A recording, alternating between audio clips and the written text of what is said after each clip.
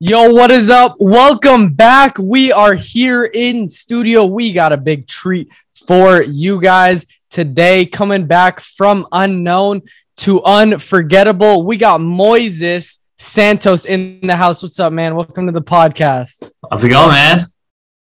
What's up, man? How have you been? How's you're out in Cali or Oregon? Where you at? No, California. Yeah, Northern California.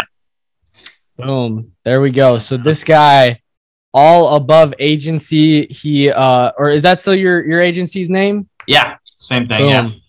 There we go. So we got all above agency here in the house, built a massive team, massive organization, massive business. He's been rocking, killing it right now. And how old are you, by the way? I just turned 30, so yeah. Geez. So guys, listen up, because this guy has some knowledge to drop. We're going to talk about some daily habits, daily routines to be able to build an entrepreneur, build somebody who's got an unbreakable mindset. And just he's going to be able to share some knowledge with us as well as me, help me out as well. But if you're just tuning in today, my goal for this podcast is to inspire you, to empower the young entrepreneurs out there, people in their 20s, to really go make a difference in life. You can build a lifelong income if you grind and hustle in your 20s. So Moises, tell us a little bit about yourself, how you got to where you're at now, and just some obstacles that you had to overcome to get to where you are now. Yeah, man. Thanks for having me on, by the way, Johnny. This is awesome. I've been watching your podcast. It's great. So a little bit about me. I came from the car business. I don't know if you know anybody that's been in there, but yeah, I actually keep running into a lot of insurance agents that used to be car salesmen. You know, I was in the trade for about almost 9 years. I was doing regular car sales, and then I started doing F&I, which is the back end, extended warranties, the gap insurance, you know, at the end of the whole process. Got sick and tired of that, man. I was looking for something else to do, something that I could build and own myself, because I was tired of, asking permission to take time off. And for those of you that know, the car lot, man, you work like 12-hour days. I mean, you're there Monday through Sunday. It's like pulling teeth to get days off there. And, I got sick and tired of missing everything, man. So I wanted to look at something else that I could, use to escape and, make some residual money. Right. So yeah. Here I am, man. I filled out one of those mailers, refinanced my house, and somebody called me, an insurance agent called me, and then I was like, after he sold me a product, I bought the mortgage protection, right? And then I called him afterwards, I think the day after, and I was like, hey, dude, like, I've been looking into, getting out of the trade. I mean, how much money did you just make when you sold me that product? Because I kind of knew a little bit about insurance, not a whole lot, but I knew you could make decent money. Yeah. And then he told me, and then I was like, all right, what do I got to do? And here I am, dude, that's crazy. So what are the commissions in car sales? Because I always get confused at that. Yeah, man, it's actually it just depends on where you're at. I know it's changed quite a bit since I left. I mean, everybody's trying to pay the salespeople less and less and less every year. So kind of the formula that I was at two dealerships, one for like 5 years, the other one for like 3.5, almost 4.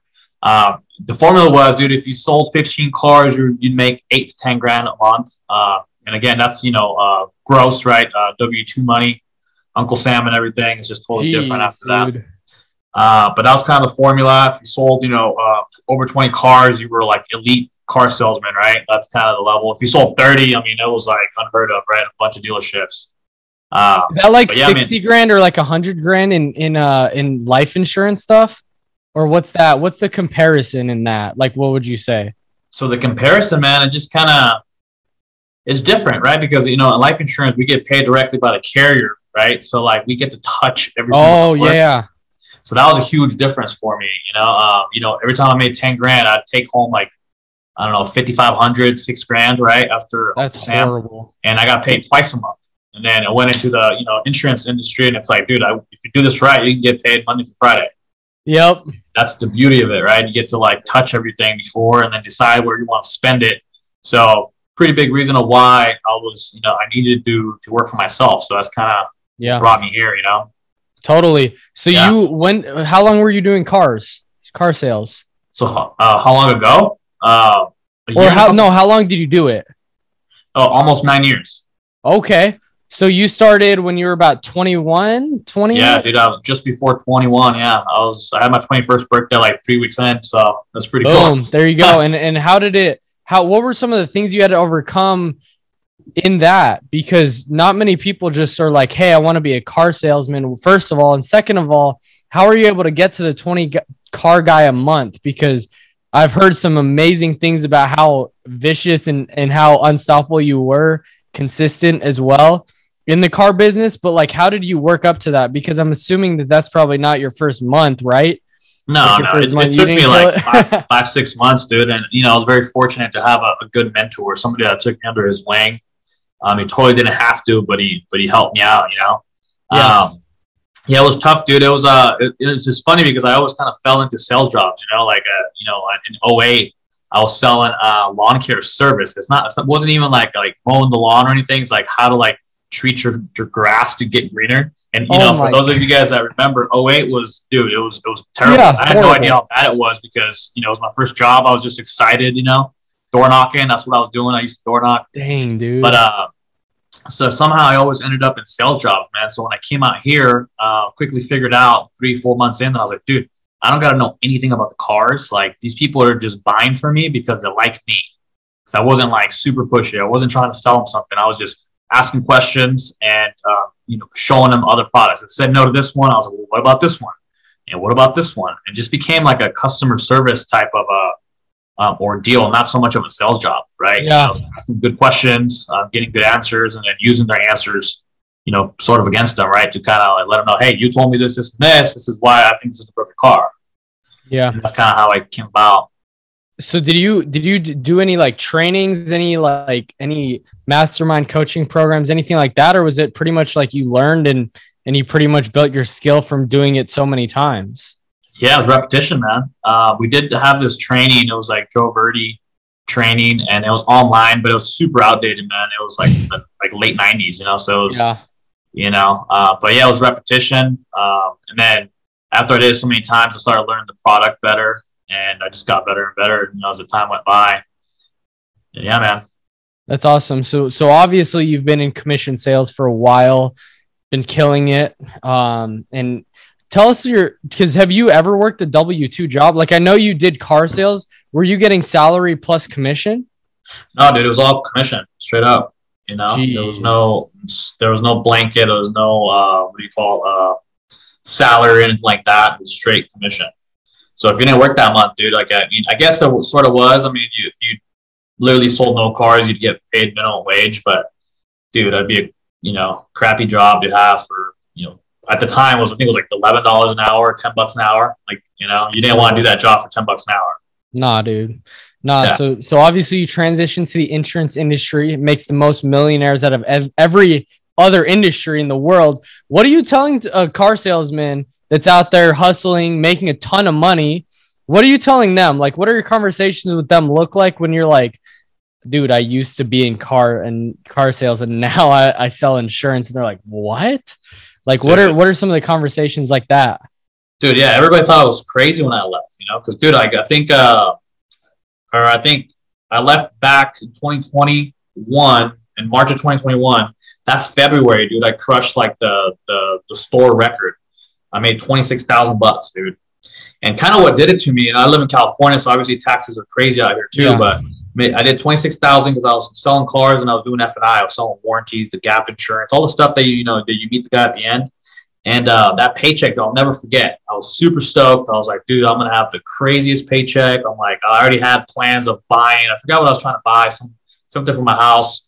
And when I got my paycheck, dude, I took home $13,000.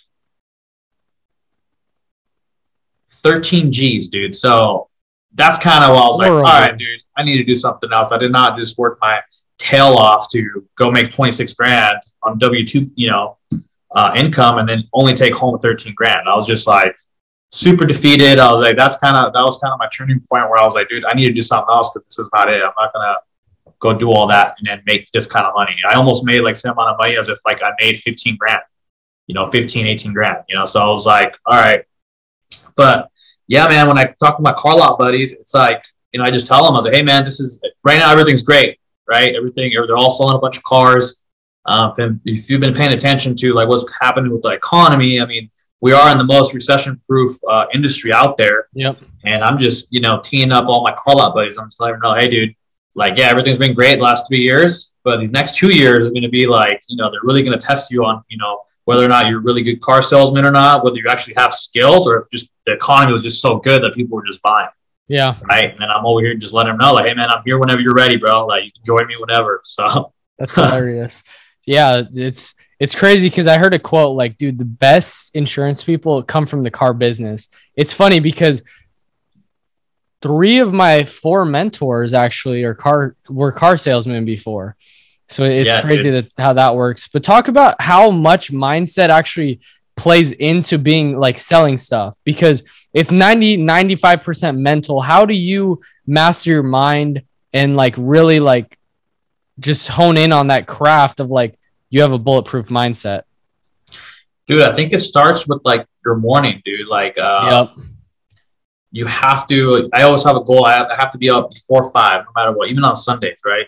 Just because if I don't, it just totally throws my whole day off, my momentum, the way I'm thinking, right? So I wake up, I go to the gym, try to be there about 5:15, try to be out of there before 7 a.m. And eating breakfast by like 7:15, 7:30, right?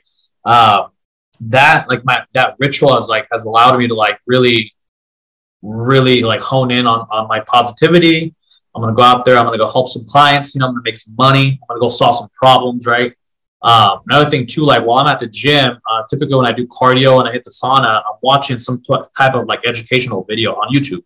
I'm not much of a reader, but I do like YouTube. YouTube's been my go-to. I like watching visual, and then, I usually listen to any type of like learning podcast. I like Valuetainment. I don't know if you guys ever watched that. It's a great, channel. A lot of the guy that started he started that's Patrick Bet-David, right? Yep, Patrick Bet-David. Yeah, I like his channel. There's another guy named Justin Von Meeken. He does a bunch of telesales, final expense. So I usually watch something to kind of get me ready till I get to the office and I start, making some phone calls, right? So I try to get my mind right, trying to set myself up with some small wins in the morning. So that way, when I go to the office and I get a couple no's, I try to run through the numbers, try to get all the no's out of the way as fast as possible so I can dig up the yeses. So that's kind of my mindset on all that. So it starts with the morning.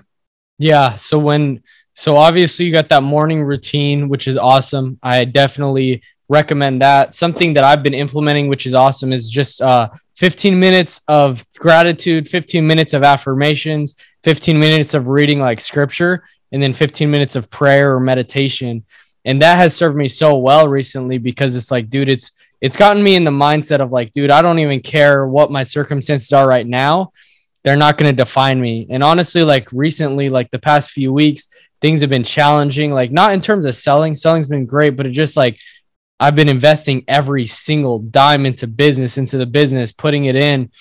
And it's like, dude, sometimes it's scary because it's like I'm putting every dime into the business, buying leads and then buying them, like paying for a mastermind or paying to go to a conference to be able to network. And it's like, dude, if I don't sell, like I'm not going to be able to pay rent next week. And so I don't know if you've had any like struggles, challenges, things that have come up that it's like, dude, I don't know if I'm going to make it or anything like that. Talk about things that you've had to overcome and practically what you did to overcome that. Because I think a lot of people get hung up in like, if I can't afford this ticket, I can't afford this or that.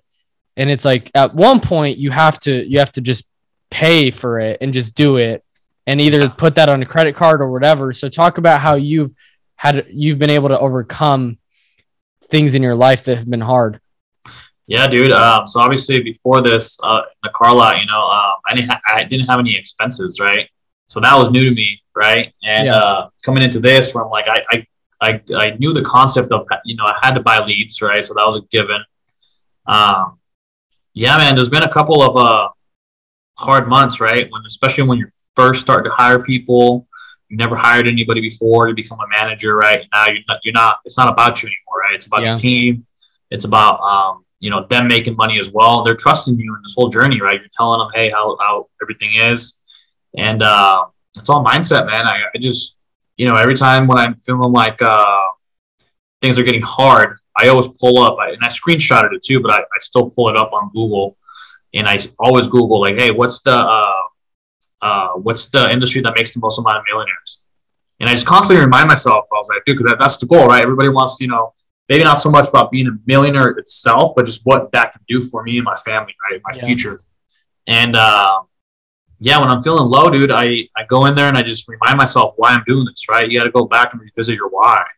And why'd you get started on this? Why'd you, because I could easily go back to the car lot, but I'm like, dude, I'm not doing that. I'm already, past that first year mark. I know Cody Askins always, his whole brand is all based off like 8%, right? Like the 8% that make it, because 92 fall off. And I was like, all I got to do is make it past that first year, and, I will never quit.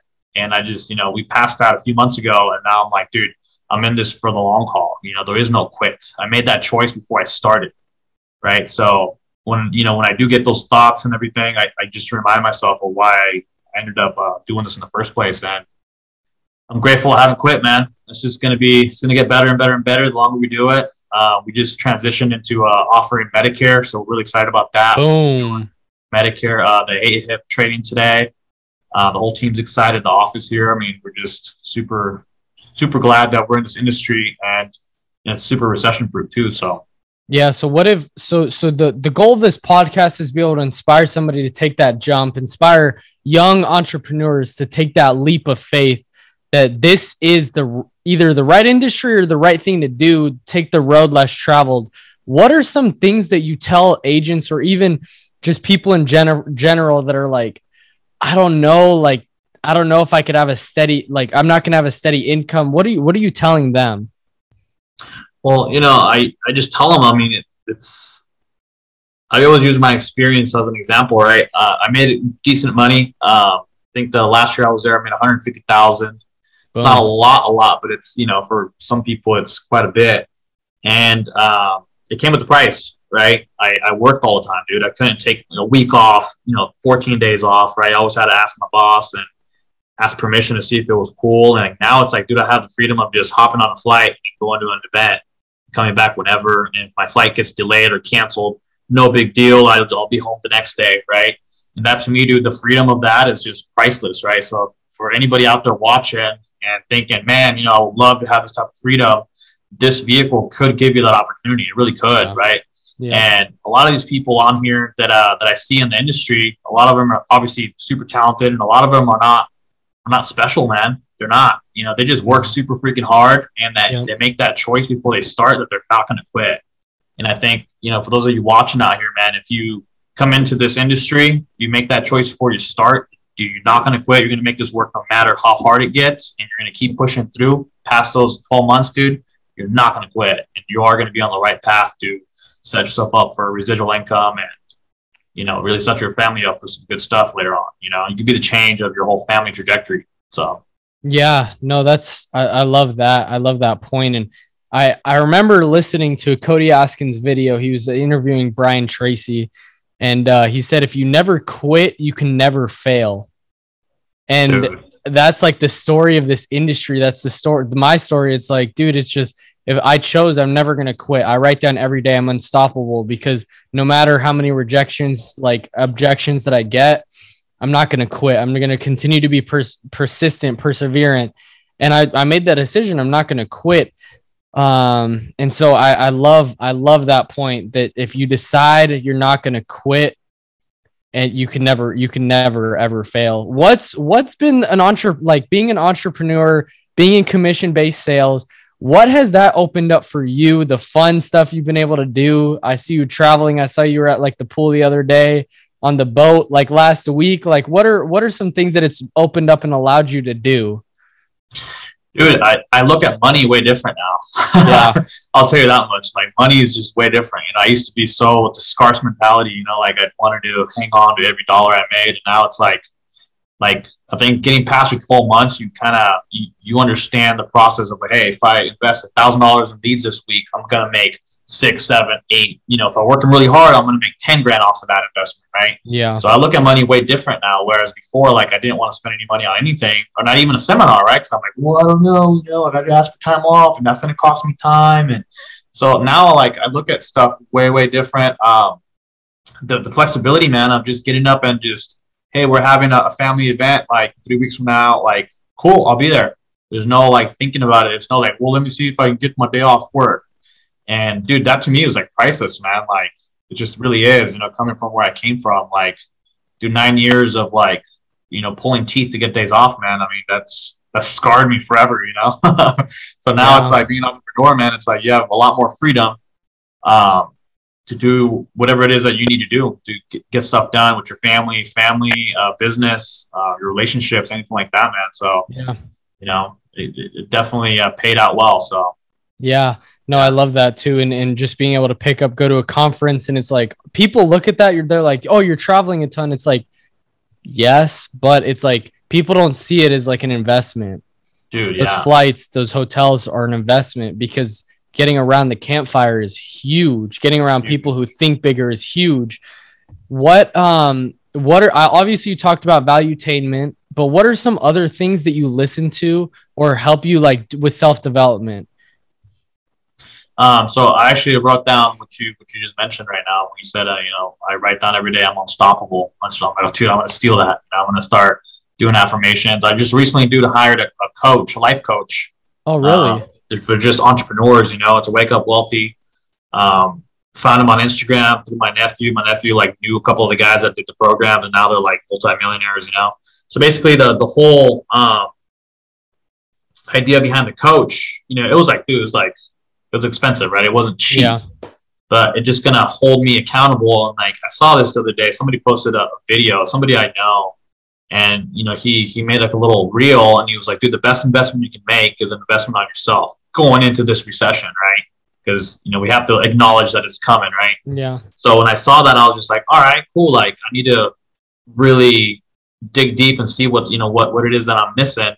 And with this coaching program, I've only been doing it for like almost 3 weeks now. It's helped me to really be accountable, hold myself accountable to my morning rituals, to my tasks throughout the day. They've taught me really how to like manage my scheduling. That's something that I really struggled with at the beginning, especially, you know, the first year in the entrepreneurship, right? You're trying to do everything all at once. And as you know, this doesn't work out that way. You know, you got to have structure. You got to have, you know, block out your times. You got to just have your non-negotiables that you do every single day that are going to help you have those small wins throughout the day as well. And yeah, man, I don't know if I answered the question or not, but I was going somewhere with that. Yeah, totally. So obviously you see the value in paying a coach. And so that's helped you with accountability. That's helped you like with staying with the stuff. What are some other things that you've picked up from people like someone who's done really well? Well, dude, that they all were at one point, we're all kind of at the same spot, right? And they realized they needed help to get to the next level. So a lot of them do hire some type of coach or hire somebody that's already done what you're doing, right?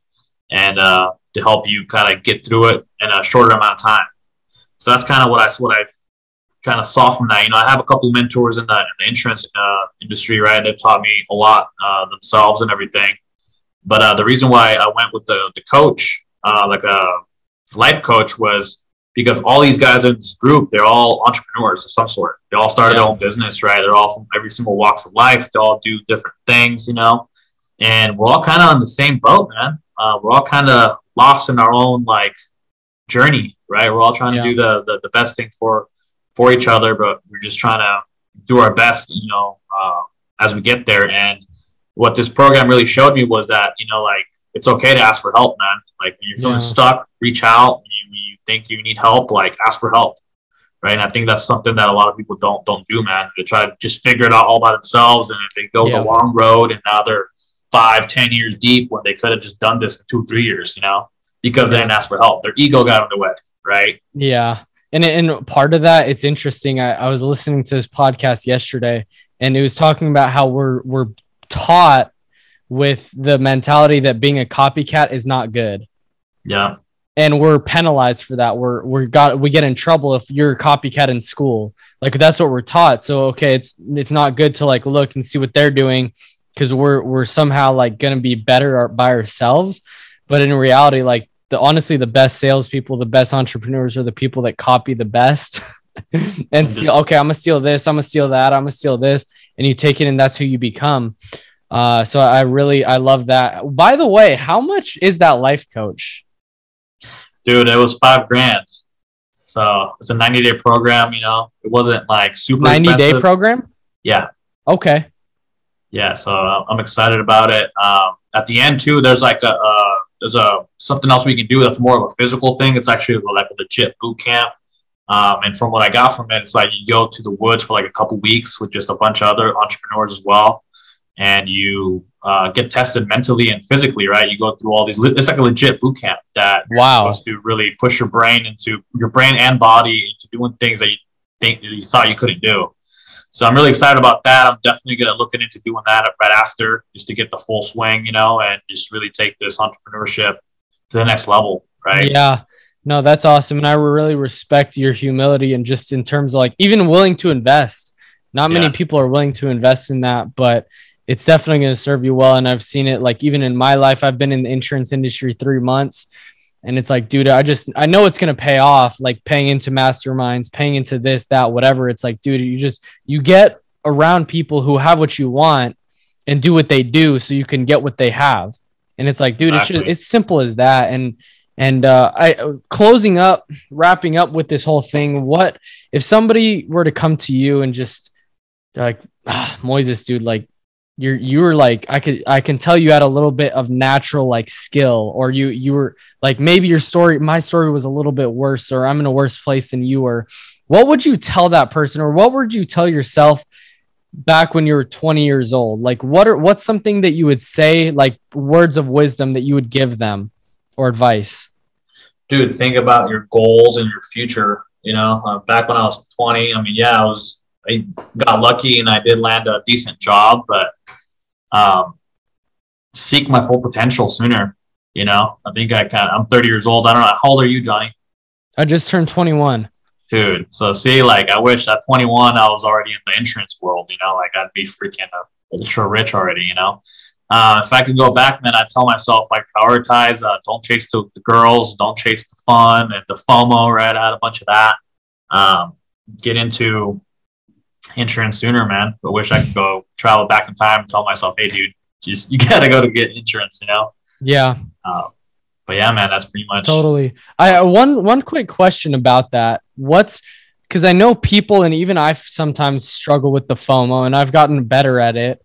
But how do you practically help somebody with that? Because it's so easy when all your friends are like, we're going out, or we're going to do this, we're going to go have fun. But you're like, dude, like, and then you get told no, or someone cusses you out, like, go pound sand, like on the phone. And you're like, dude, that honestly sounds more fun. What would you like? How do you work through that? Because honestly, that's something I struggle with, and I feel like you could help me out with that. Yeah, man. I would shut all the noise off, dude. I straight up, like, I still had it even like at 28, 29, you know. It started with just, it sounds kind of weird, but I just literally unfollowed all my old friends, everybody that wasn't really working on reaching their full potential. You know, I'd be in group chats, they would text, and I stopped replying. I stopped seeing all their stuff, you know, because it was time to get busy, man. And I know that in this industry, dude, if you put in 2, 3, 4 years nonstop extreme focus, especially at your age, man, I mean, you can definitely become a millionaire by then. And, you know, set your money up right first, and then you can go out and do everything else and never have to miss anything ever again. But this time it's going to be way better because you're going to have a bunch of money.